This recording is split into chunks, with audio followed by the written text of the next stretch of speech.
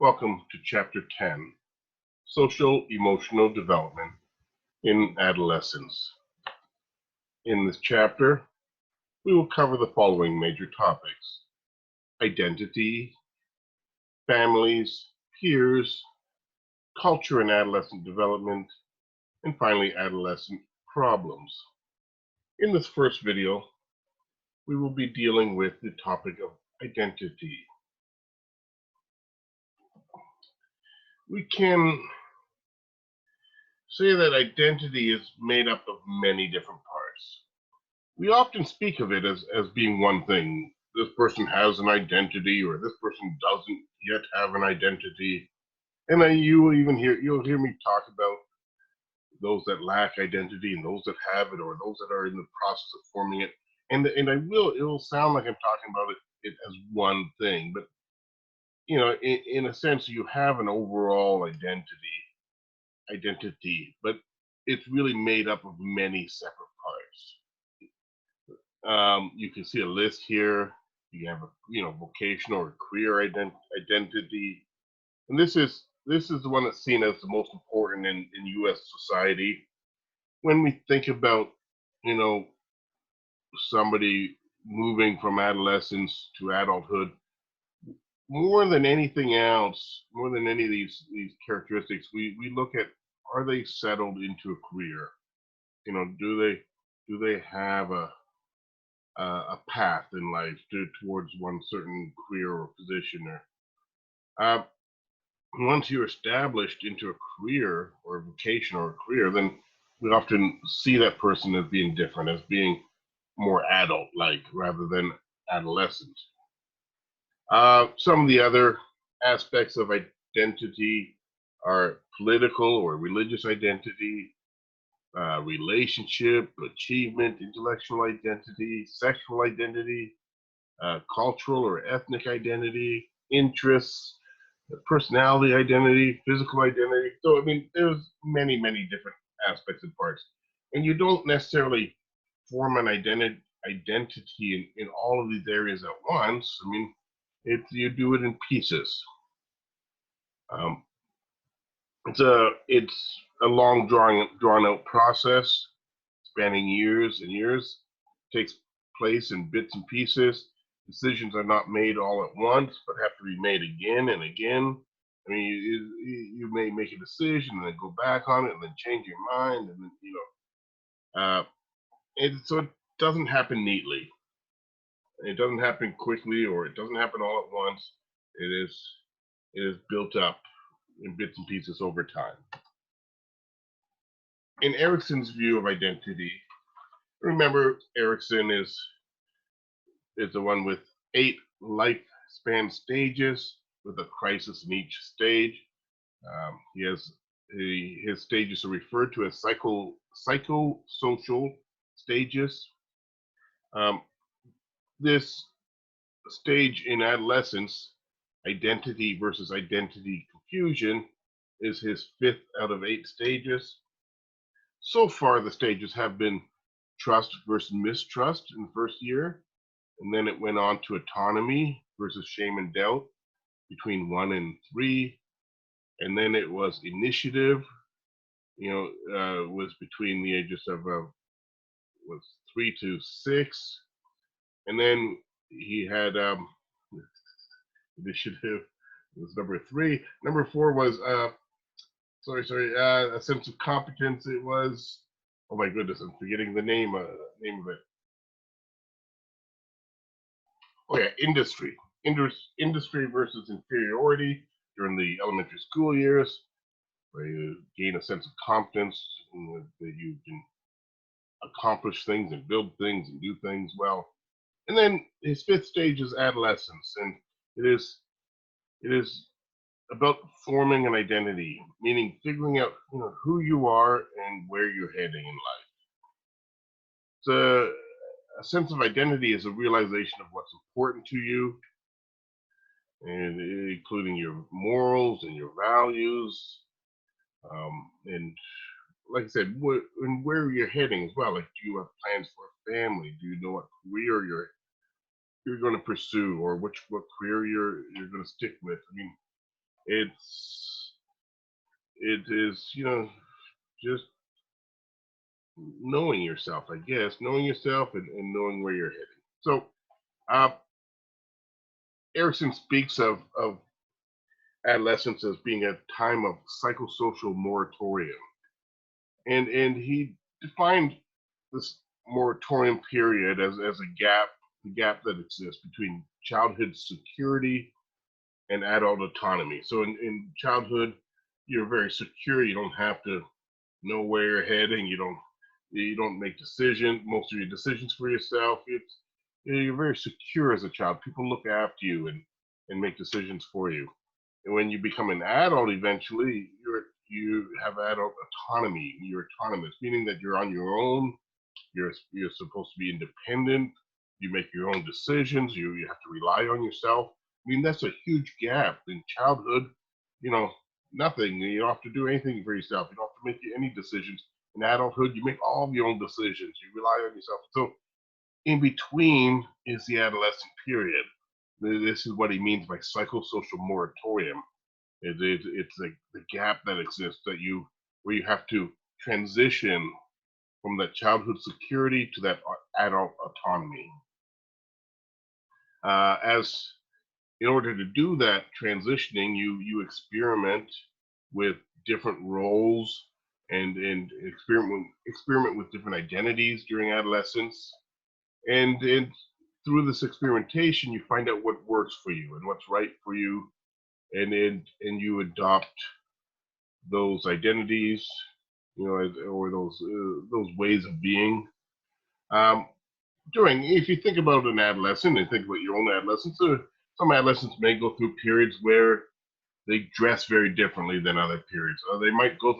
I was in my goth stage, or I was in my new wave stage, or you might dress differently. You might have different ways of acting where you try to be more outgoing for a while, and then and it doesn't work out for you, and then you withdraw again, and you hang out with different types of friends. You try, maybe for a while you try joining clubs and groups, and and then find out whether that works for you. So like you go through periods of just really trying out new things, experimenting with how do you want to live your life, and and through all this you merge these different pieces that you found that work for you into an overall identity. Those that don't do that successfully suffer from identity confusion, and Erikson says that they would lack direction in life. They would be followers because they don't know where they're heading. They don't know who they are or what they stand for, and they would just kind of blow in the wind and just follow those that lead, and stumble into one job after another or one relationship after another with no clear direction. Um, I would certainly say that if you come across a 28-year-old that's living in their parents' basement playing video games all day and with no educational goals and no career goals, I mean, they would certainly be considered to have suffered identity confusion. Uh, Following up on Erikson was James Marcia, and James Marcia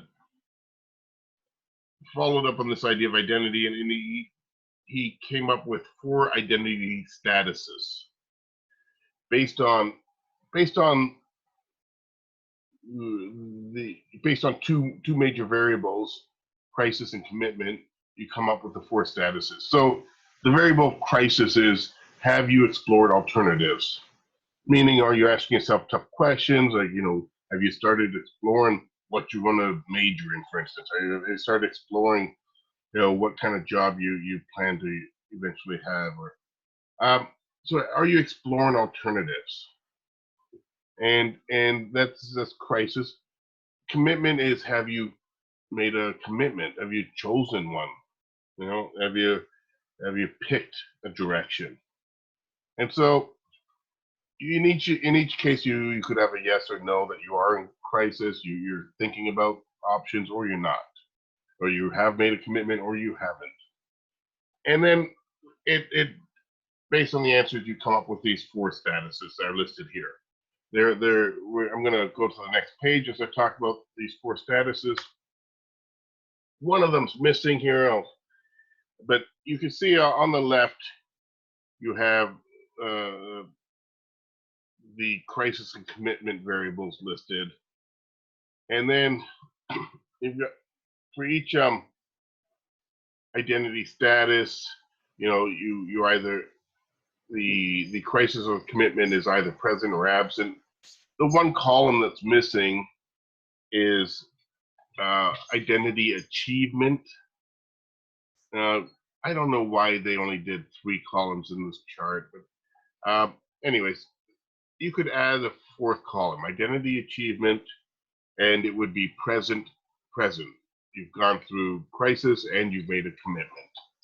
All right, so let me go through these 4 identity statuses, going from left to right, and we'll talk about achievement at the end. So first one, and the most immature of the statuses, is called identity diffusion. You can see it in the 2nd column there. There is no you have not gone through crisis, you have not made a commitment. Very typical, let's say, of a young adolescent. I mean, you wouldn't expect a 12-year-old to have started asking themselves tough questions about where they're heading in life, or what they're going to do, or what their job's going to be, or whether they're going to have a family. I mean, so they probably haven't gone through the crisis, meaning they haven't been exploring alternatives, and they haven't decided on any path. And so they're in identity diffusion. Pretty normal for a young adolescent. If somebody's in their 20s once again and they're still in identity diffusion, then it's much more negative. Particularly that example I mentioned on the previous slide, a 28-year-old living at home in their parents' basement with no education or direction, or no career direction. I mean, they would be identity diffused. So this is kind of the category like what Erikson meant by identity confusion, that they have no real clear direction. Identity foreclosure, in the next column, you can see that crisis is absent, meaning they haven't explored alternatives, and yet commitment is present. So they have a path without having explored alternatives, without having, really did an in-depth exploration in decision-making process. So how does that happen? That somebody has a direction in life. For instance, I'm going to talk mainly about careers and jobs and stuff. So they know, let's say they know what they're heading towards. I'm going to be a doctor, for instance. I mean, and yet they haven't really put the time in to think about the choices available and made this decision. Well, foreclosure comes about when there's an identity proposed to you by others, and you've accepted that identity. So somebody else has handed you an identity and you've accepted it without putting much thought into your decision. This could happen with, the case of a person that grows up and their parents are kind of pushing them towards a certain career path, from the time that they're young. Oh, your grandfather was a doctor and your father's a doctor, and we look forward, you're going to be a great doctor too. And you've been hearing this since you were a kid, and they actually, kind of suggest which school to go to when it comes time for college, and and they've kind of been basically laying the path for you the whole time. Well, a person like that may be foreclosed. They haven't made the decision themselves to be a doctor. It's just they've just accepted it. It's been handed to them. It's the same thing might happen with like a family business. You just know you're going into the family business without even thinking about it. So that's foreclosure. The people that are in identity foreclosure, they may do okay in life. I mean, this person may end up being a good doctor, making a lot of money, but it may turn out that it's not really what he or she wanted. And so people that are foreclosed, they're the most likely to go through some form of midlife crisis, where they realize, I wanted to be a musician, and here I am being a doctor, and I never pursued my dream, and because they didn't really make the choice themselves. Okay, the third status is identity moratorium. You can see that crisis is present, commitment is absent. So this person, somebody in moratorium, they are in the process of of building an identity and coming to identity achievement. It means that they're in the process of exploring their alternatives. They're looking at their choices. They're asking themselves questions. They're seeking help from others. So they are actively trying to choose an identity and a path. So it's a very positive stage. We expect moratorium to come before achievement. So this person is in crisis currently. Once they make a final commitment, they would move to identity achievement, the column that's missing, and they would be present, meaning that they've gone through crisis, but they've also made a commitment. And this is that's considered obviously the most positive of the statuses. You've reached an identity, you know who you are and where you're heading in life. Okay. Oops, too far. Emerging adulthood and beyond. Key changes in identity are more likely to take place in emerging adulthood than in adolescence. This is true in today's society. If we go back some generations, I mean, it was more true that you were really expected to form your identity and have your path by the time you reached 20, for instance. Certainly, when I was, an adolescent, it was common that you were supposed to know what you're doing after you finish high school, whether you're going on to college or university, and what you're going to major in, and or are you going in, in a some other kind of work path and not going on to higher education. But you were expected to be working and to be basically moving out of your parents' home by the time you were 20, and and now that's no longer the case. It's not as easy to get a job right out of high school that you can support yourself on, and so now it's during emerging adulthood that we really form, kind of achieve an identity and form our identity, not during adolescence as in past generations. Um, Identity doesn't remain stable. So, I've talked about identity achievement, that you know who you are and where you're heading, but you know what? Things change in life. And at some point, after you've achieved identity and you feel stable, things could become unstable again. Maybe you're happily married and you go through a divorce and your life is topsy turvy. Maybe you lose a job, or you're dissatisfied with your work and you want to start a new career. Um, when something like that occurs and there's a disruption, you go back into a moratorium state. You start exploring, what are my options? I'm going to do something different, or I'm no longer going to be married, so I need I need to live differently. I mean, so this is what oh, this is why we sometimes go through the MAMA sequence in life. You go through a moratorium, you achieve an identity at some point. That identity gets disrupted. You go back to moratorium, where you once again make a commitment to a new identity you've achieved, and this can go back and forth and back and forth, all really for your whole life. You never just stay achieved, because life throws changes at you, and you have to revisit your alternatives and make new decisions throughout life. Okay, and that is the section on identity.